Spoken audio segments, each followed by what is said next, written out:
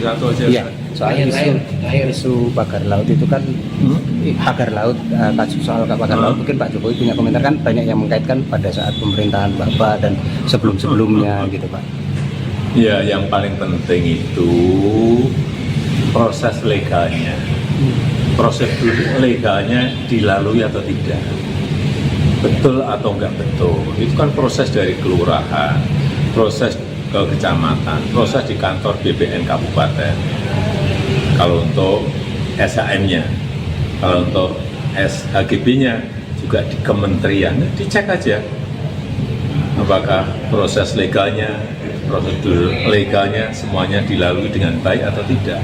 Dan itu juga tidak hanya di Tangerang, di Bekasi, juga ada di Jawa Timur dan di tempat lain. Saya kira yang paling penting cek itu, investigasi itu, ya. Siap. Terima kasih Pak. Terima kasih Pak atas sehat-sehat Pak. Download Tribun X sekarang, menghadirkan lokal menjadi Indonesia.